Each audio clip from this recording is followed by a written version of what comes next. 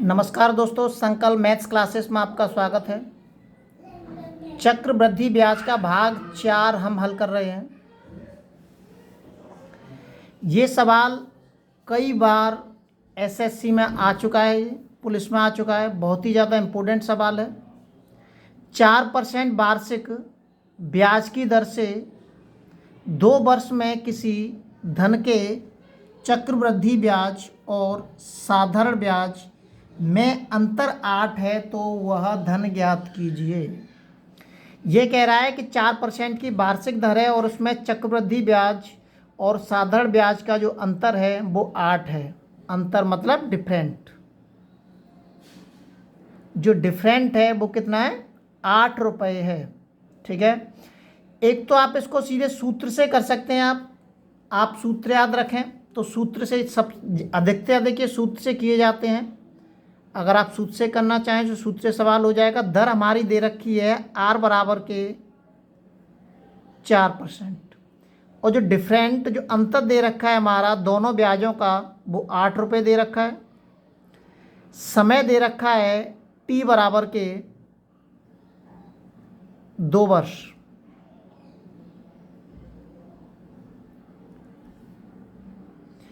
मूलधन पूछ रहा है, इसके अंदर प्रिंसिपल हमें ज्ञात करना है। ठीक है। इसका एक तो सूत्र होता है सीधा सीधा कि डिफरेंट बराबर के मूलधन इंटू के R बट्टे 100 का होल स्क्वायर। लेकिन ये वाला सूत्र आपका केवल 2 वर्ष के लिए मान्य होगा, जिसमें समय 2 वर्ष दे रखा होगा, उसी के लिए ये सूत्र मान्य होगा आपका। अगर उसने 3 वर्ष दे दिया तो सूत्रमाला अलग लग जाएगा, ये सूत्र काम नहीं करेगा। इसी में हम थोड़ा सा आगे बढ़ जाते हैं तो वो सूत्र 3 वर्ष के लिए काम करता है। सबसे ज़्यादा ये 2 वर्ष का ही पूछा जाता है, क्योंकि 3 वर्ष का कुछ ज़्यादा हो जाता है फिर। तो सबसे ज़्यादा 2 वर्ष का पूछा जाता है। अभी भी कुछ समय पहले, 1 महीने 2 महीने पहले जो एग्ज़ाम हुआ था, नेट के एग्ज़ाम में ये सवाल पूछा जा चुका है। तो आप अच्छे से, सूत्र भी कोई ज़्यादा कठिन नहीं है। डिफरेंट बराबर के मूलधन इंटू के R बट्टे 100 का होल स्क्वायर। ये 2 साल के लिए डिफरेंट दे रखा है हमारा 8। मूलधन हमें ज्ञात करना है और R दे रखा है 4 बट्टे 100 का होल स्क्वायर। काट दीजिए। 4 से 4 एकन 4, 4 से कट जाएगा 25 बार। 8 इक्वल टू के P इंटू के 1 बट्टे में 25 का सीधा वर्ग कर देता हूँ। 25 हम 25 625। अब इस 25 का गुणा किस में होगा? इस 8 में। और इस P का गुणा कहाँ होगा? ऊपर होगा इसमें। तो 625 का 8 में गुणा कर दीजिए। और P तो ऊपर है ही है हमारा, और P का इसके नीचे 1 मान के इधर गुणा कर दीजिए और इसका इधर कर दीजिए। तो प्रिंसिपल आ जाएगा P बराबर के 8 इंटू के 625। इसका हम इसमें गुणा कर देंगे तो हमें प्रिंसिपल पता चल जाएगा। 58 40 की 0, 8 की 4, 8 दूनी 16, 16 और 4 20, 20 की 0, 16 की 2, 8 छिंगे 48 और 2 50। 5000 रुपये आ गया। ये आ गया हमारा सूत्र पर आधारित सवाल। 5000 रुपये आ गया। ये सूत्र पर आधारित है। सूत्र से आपको करना है, सूत्र याद रखना है। अगर आप सूत्र भूल जाते हैं कि हमें सूत्र याद नहीं रहता है तो हम सवाल कैसे करेंगे? आपको ये ध्यान रखना है कि सवाल हमसे कह क्या रहा है। सवाल कह रहा है कि जो दर है हमारी 4% है, समय हमारा 2 वर्ष है, लेकिन जो ब्याज दे रखी है वो एक चक्रवृद्धि ब्याज है और एक साधारण ब्याज है। उन दोनों का अंतर। अब चक्रवृद्धि ब्याज और साधारण ब्याज दी तो है नहीं इसके अंदर, लेकिन दोनों का अंतर जरूर दे रखा है। तो दोनों का अंतर दे रखा है उसने 8। अब हम इसको अपनी एक साधारण तरीके से हल करने की कोशिश करते हैं। सवाल थोड़ा सा बड़ा हो सकता है, लेकिन समझना बहुत ज़रूरी है। दर हमारी दे रखी है 4%। तो दर को क्या लिख सकते हैं? 4% दे रखी है, इसको लिख सकते हैं हम 4 बट्टे 100, 1 बट्टे 25। ये जो दर है ये दोनों के लिए प्रयोग की जा रही है, एक के लिए प्रयोग नहीं की जा रही है। इसमें ये मूलधन दे रखा है। अगर मैं सबसे पहले साधारण ब्याज को लेके चलता हूँ, सिंपल इंटरेस्ट, साधारण ब्याज को लेके चलता हूँ, मैं इसको लेके चलता हूँ, तो 25 रुपये मूलधन है, तो उस पर 1 साल का ब्याज 1 रुपये है। तो मैंने बताया था कि साधारण ब्याज के अंदर अगर मैं इसमें सीधा 2 का गुणा कर दूंगा तो मुझे 2 वर्ष की ब्याज पता चल जाएगी। साधारण ब्याज का जो इंटरेस्ट है, सिंपल इंटरेस्ट, साधारण ब्याज कितना हो जाएगा, इस 1 में मैं सीधा 2 का गुणा कर दूंगा तो मुझे 2 रुपये आएगी हमारी ये साधारण ब्याज। 25 रुपये पे मूलधन कितना है, 25 है, दोनों में माना जाएगा। ये वाला जो मूलधन है 25 रुपये, यही साधारण ब्याज के लिए भी है और ये चक्रवृद्धि ब्याज के लिए भी है। तो साधारण ब्याज पे हमारी सिंपल इंटरेस्ट आ गई 2 रुपये। अब आते हैं हम कंपाउंड इंटरेस्ट, क्योंकि दोनों का अंतर 8 है तो कंपाउंड इंटरेस्ट पता होना चाहिए हमें, चक्रवृद्धि ब्याज पता होना चाहिए हमें। अब ये पहली बार जो दे रखा है, मूलधन दे रखा है P बराबर के 25 रुपये, P बराबर के 25 रुपये दे रखा है। तो 25 रुपये पे पहले 4% की दर से मैं पहले साल का ब्याज निकालता हूँ। 4% प्रतिशत का, जो ये प्रतिशत का है, मैं सीधा इसके नीचे 100 लिख देता हूँ। 25 चौका 100 और 100 से 100 कट गए एक बार। पहले साल का जो चक्रवृद्धि ब्याज है वो 1 रुपये आ गया, किस पर, 25 रुपये पे। पहले साल का मूलधन 25 रुपये है और ब्याज 1 रुपये है। तो दूसरे वर्ष हमारा मूलधन कितना हो जाएगा, दूसरे वर्ष हमारा मूलधन हो जाएगा 25 प्लस के 1 बराबर के 26 रुपये, क्योंकि चक्रवृद्धि ब्याज के अंदर हर साल हमारा मूलधन परिवर्तन होता है, बदलता है। तो 26 रुपये। अब हम इस 26 रुपये पे 4% की दर से ब्याज निकालेंगे। तो 26 रुपये पे 4% की दर से निकाल दीजिए आप। 4/100, 4 से कट गया ये 25 बार, ये आ जाएगा 26/25। इसका इसके अंदर भाग दीजिए, कितना आएगा, 25 का 26 में भाग दीजिए, 25 एकन 25, बचा कितना, 1। मैंने पॉइंट लगा दिया, उस 1 पे एक 0 बढ़ गई तो वो हो गए 10। लेकिन 25 का भाग फिर भी नहीं जा सकता है 10 में, तो मैं इसके अंदर यहाँ पे एक 0 बढ़ा लूँगा। अब वो हो गए 100 हो गए, तो 25 चौका 100। अब ये हो गया हमारा दूसरे साल का ब्याज। ये दूसरे साल का ब्याज है और पहले साल का ब्याज ये है। तो दोनों साल का ब्याज कितना हो गया, दोनों वर्ष का CI कंपाउंड इंटरेस्ट निकालना है, कितना हो जाएगा, 1 प्लस के 1.04। कितना हो जाएगा 2 साल का ब्याज, 2 साल का ब्याज हो जाएगा हमारा 2.04 रुपये। ठीक है। साधारण ब्याज दे रखा है 2 रुपये और चक्रवृद्धि ब्याज आ गया 2 साल का 2.04।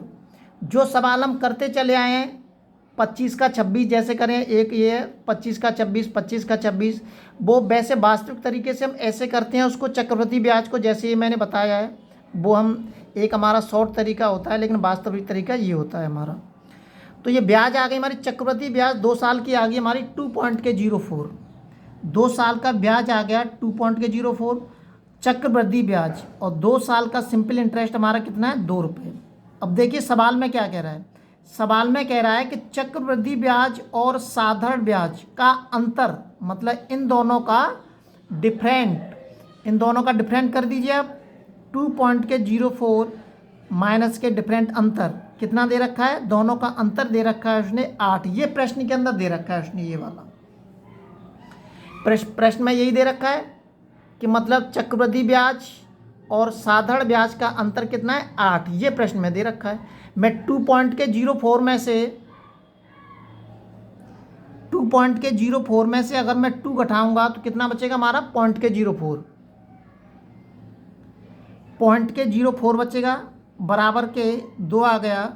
तो 1 क्या आ जाएगा, ये 2/0.04, ऊपर 2 0 बढ़ा देंगे। ठीक है, 4 बचेगा, 4 का इसमें भाग दे दीजिए आप, 4 पंजे 20, 50 आ गए।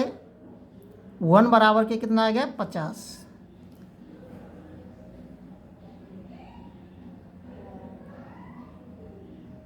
सॉरी, ये 8 है हमारा, ये वाला ये 8 है हमारा, गलती कर दी हमने यहाँ पे, ये 8 है हमारा। तो यहाँ ऊपर भी 8 ही आएगा हमारा, ये भी 8 ही आएगा।